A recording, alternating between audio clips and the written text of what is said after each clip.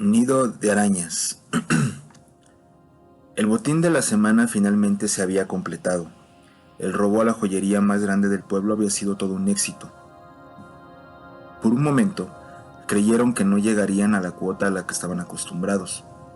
Ambos habían acordado en no volverse a conformar con solo robar a transeúntes y camiones de pasajeros. Tenían que llegar más altos si querían que su estilo de vida cambiara. Habían planeado tener una cuota para el fin de semana y al parecer sus planes estaban resultando plenamente. Cada vez estaban volviendo expertos en robar grandes establecimientos. Portaban un par de pistolas Desert Eagle que habían conseguido en el mercado negro. Habían sido sus más fieles compañeras desde hace 3 meses. Después de la joyería, habían estado planeando robar una casa que estaba a un lado de la carretera de Vía del Carbón, oculta entre los árboles. Llevaban cerca de un mes planeando el robo a esa enorme casa. Habían estado observando los movimientos que los dueños hacían en el transcurso de los días. Ellos no vivían ahí, por lo tanto el robo se podía efectuar con más calma y con mayor facilidad. Los dueños eran 2 jóvenes que venían acompañados por un señor de edad avanzada que, en cada visita, rodeaba la casa y desaparecía detrás de ella. Mientras que los jóvenes entraban y se quedaban adentro por largo tiempo, el anciano recorría la parte trasera de la casa. Así estaban por lapsos de 3 horas hasta que se subían a su auto y conducían un camino de tierra que se unía con la carretera. No regresaban hasta 15 días después.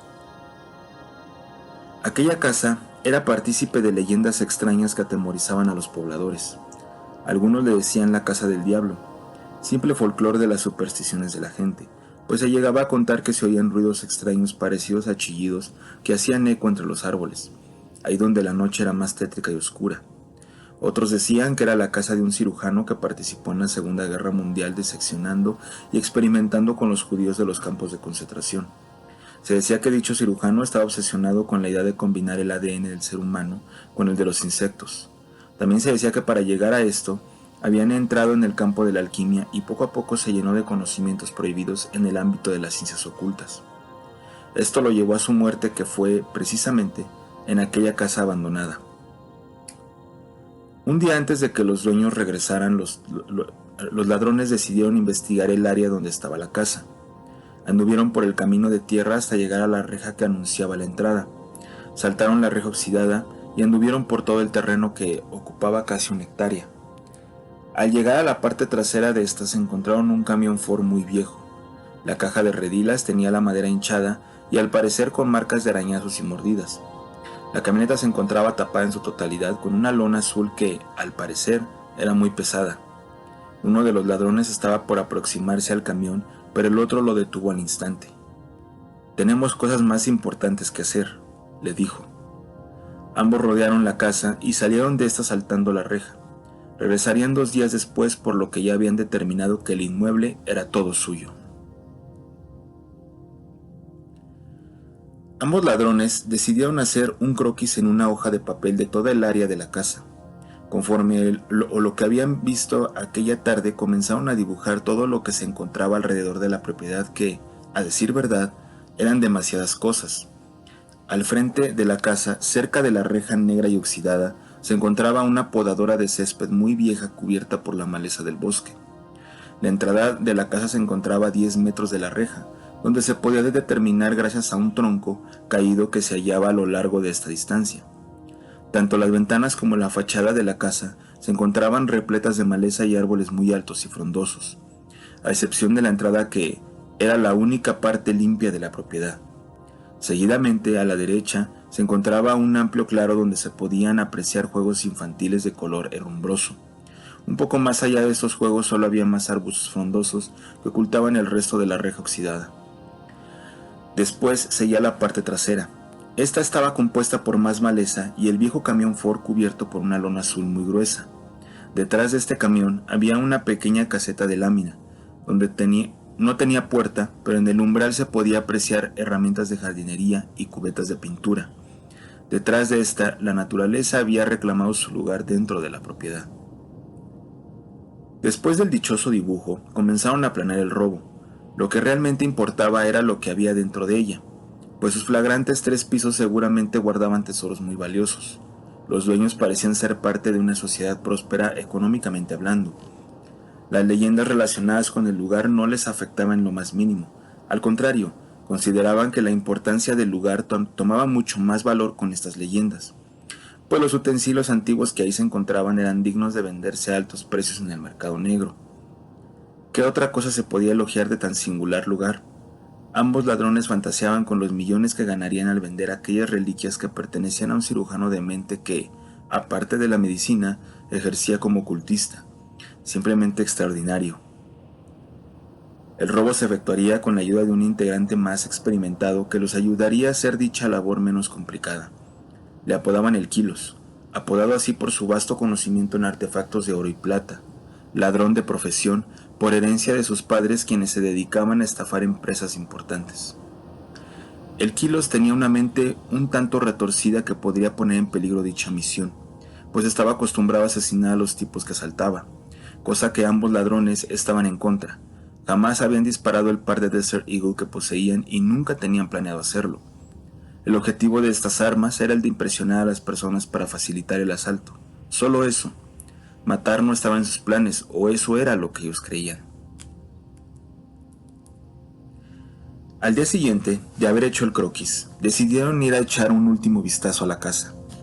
Este era el robo mejor planeado que tenían y no podían echarlo a perder. Según el Quilos, este tipo de casa siempre guardaba grandes tesoros en su interior, y el solo ver la antigua fachada victoriana sabía que aquí había oro puro, y que era una oportunidad que no podían dejar pasar por nada. Aquella tarde viajaban por carretera en un Subaru rojo, viejo y maltratado.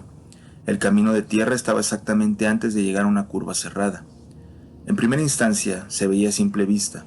Incluso empezaba en un pequeño claro que los árboles no alcanzaban a ocultar y donde una enorme torre de electricidad perforaba el cielo de agosto. El Subaru entró en este camino, seguros de que nadie los vigilaba. Pasando la enorme torre, el camino descendía bruscamente hacia el bosque y de ahí el trayecto se volvía empedrado, de difícil acceso. Pasando el tramo complicado, el camino apenas era visible en el día y entraba por completo a la frondosidad de la naturaleza. De ahí se hacía cerca de 10 minutos hacia la casa. Esto lo sabían debido a lo alto del techo puntiagudo. De esta. «Parece la casa de los locos Adams», dijo el Quilos riendo como un enorme cerdo en un chiquero. Su piel grasienta y su aliento a caño le provocaban náuseas a sus compañeros que sabían que había sido un error compartir sus planes con él. El Quilos los conocía como los Patos, pues así se hacían llamar en el barrio, pero en realidad sus nombres eran Pablo y Gustavo. Ladrones novatos. Ambos eran grandes amigos de la escuela y ambos compartían los mismos gustos por el dinero fácil, no aquellas estupideces de superación. Las universidades eran para ellos nidos de ratas intelectuales. Solo eso, simples suspiros al viento. La adrenalina por robar y sorprender a las personas era como una liberación del alma, oportunidades de salir del putrefacto mundo en el que vivían y del que nunca saldrían. Al llegar a la reja oxidada se encontraron con algo que no esperaban. Los dueños se encontraban ahí. Aquella camioneta azul marino custodiaba la entrada, lo cual significaba un cambio de planes para los ladrones. Pablo dobló de inmediato hacia la izquierda, perdiéndose entre los arbustos del bosque. Ocultó el carro y decidieron quedarse a la distancia para vigilarlos. «Dijeron que la casa iba a estar sola estos días», dijo el Quilos.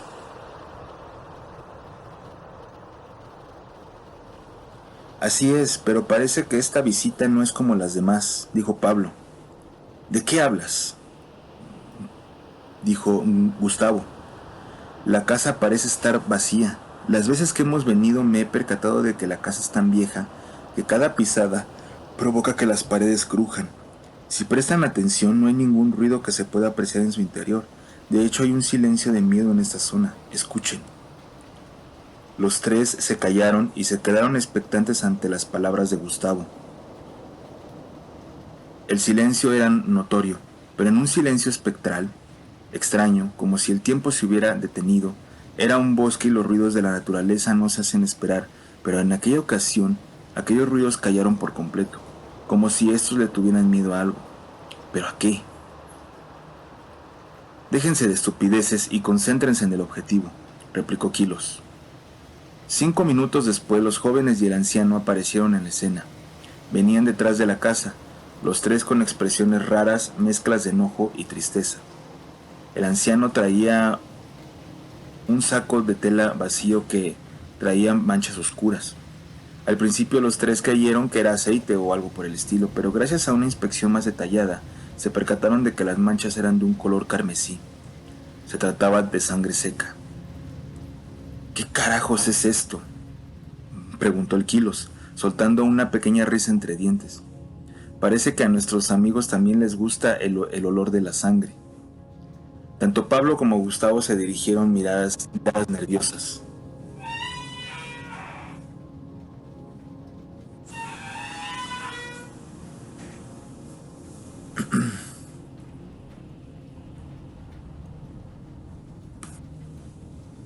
Aquella venía acompañada de varias instantáneas que mostraban a la mujer atada a una cama y forcejeando en ella.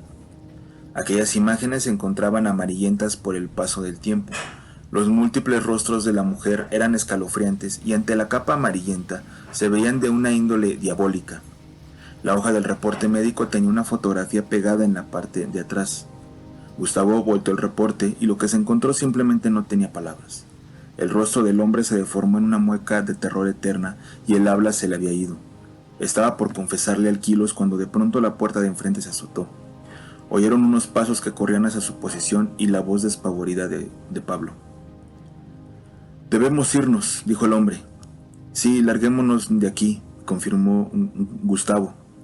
«¿De qué hablan, par de estúpidos? Este lugar es oro puro». Repentinamente el chillido de un animal grande inundó el silencio de la casa. «¿Qué es eso?», preguntó el Quilos. «No quiero averiguarlo, mejor larguémonos de aquí». Para confirmar lo que decía Pablo, el fuerte ruido de un golpe seco se dejó escuchar afuera.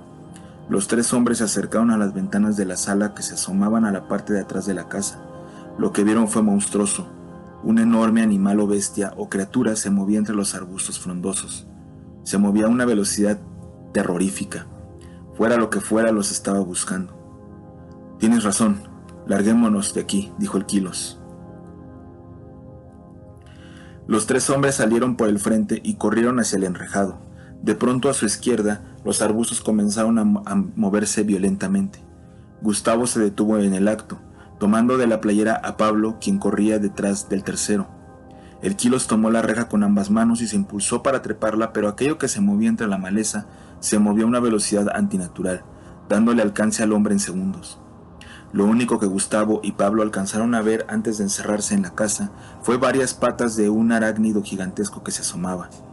Los aterradores gritos del hombre no se hicieron esperar junto con unos terribles chillidos anormales que aquella cosa lanzó hacia la tarde.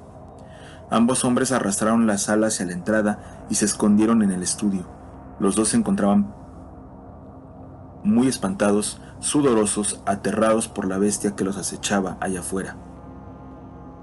«¿Qué carajos es eso?», le preguntó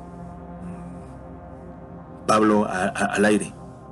«Parece una especie de araña, pero no lo es», dijo Gustavo. «¿Qué vamos a hacer? Tenemos que encontrar la manera de salir».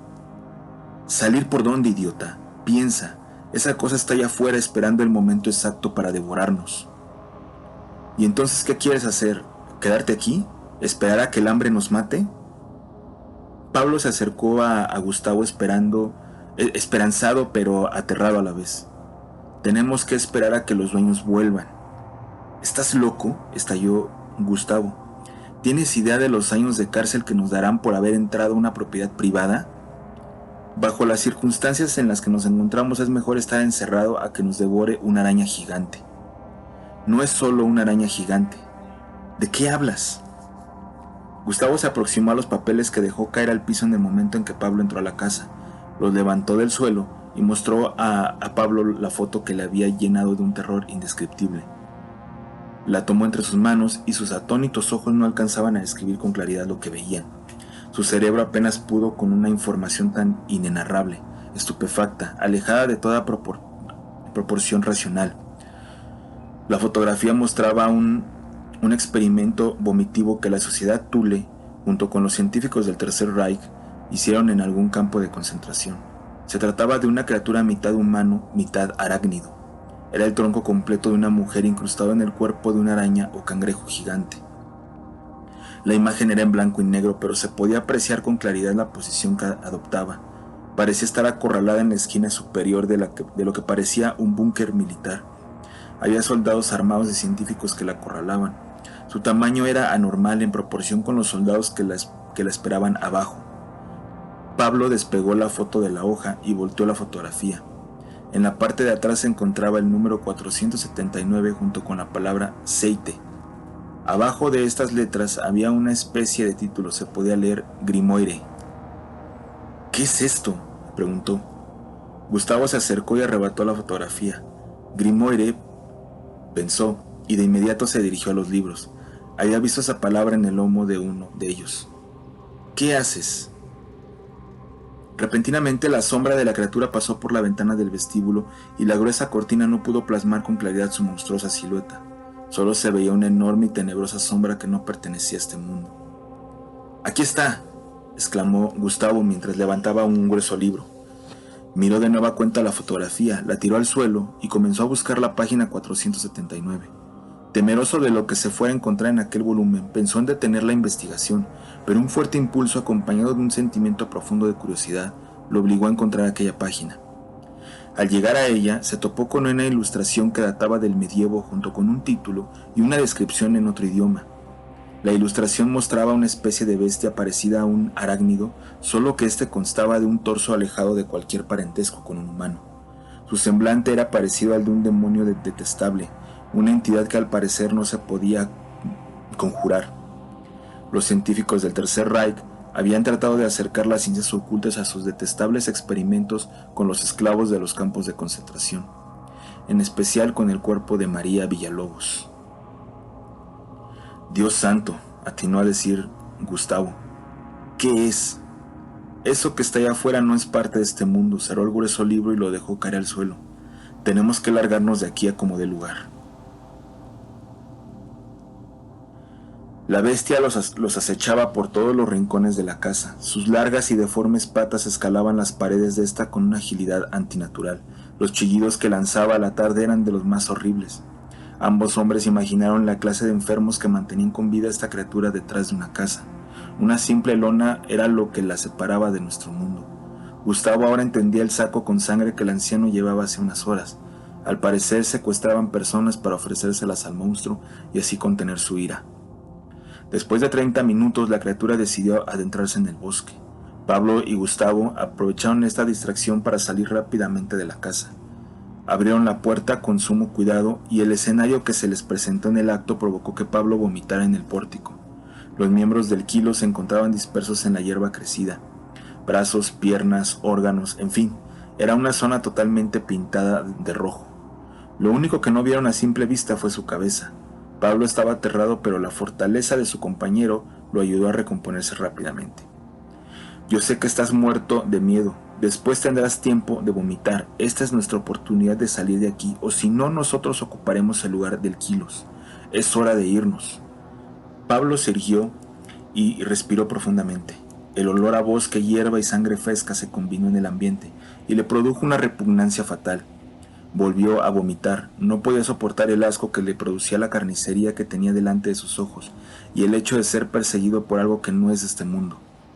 Después de vaciar su estómago, Pablo finalmente se recuperó y asintió en señal de que estaba listo. De acuerdo, hay que brincar la reja y correr hacia el auto, ¿de acuerdo? Sí. Ambos hombres corrieron en el acto, pero al llegar a la reja, el chillido bestial los hizo voltear instantáneamente. La criatura se encontraba en la parte superior de la casa, justo arriba del pórtico donde estaban ellos. Ambos hombres vieron el real tamaño del ser y cómo sus largas patas de araña alcanzaban a rodear las esquinas de la casa. Era como si se sostuviera de ella. Gustavo calculó que mediría unos 3 metros de alto por unos 6 de ancho, contando las patas alargadas. Gustavo estaba por brincar la reja, pero la inmovilidad de Pablo lo hizo detenerse. ¡Reacciona! Pero el hombre estaba petrificado, con la cara pálida y un sudor incesante que le recorría la cara. Su cara tenía un congelante rostro de terror, parecía un cadáver. ¡Pablo! ¡Reacciona!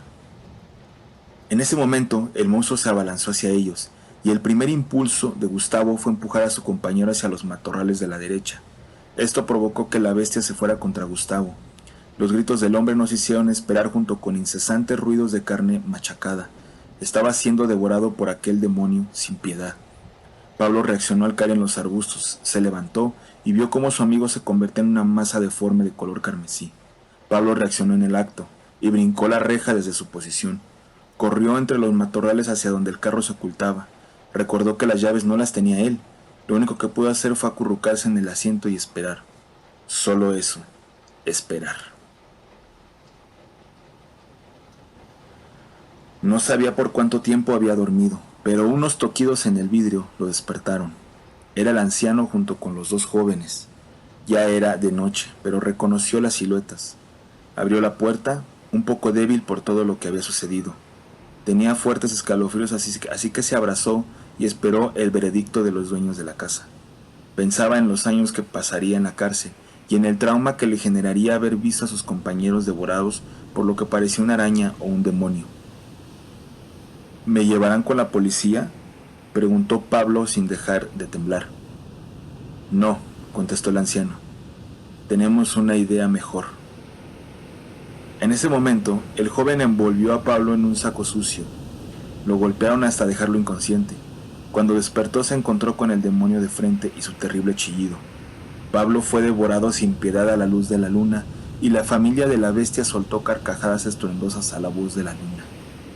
El padre de María, junto con sus dos hijos, se entregaron a la perversidad del demonio disfrazado de la mujer colombiana. Si te gustó este relato, dale like y no olvides suscribirte a mi canal. Eso me ayudaría mucho. Gracias.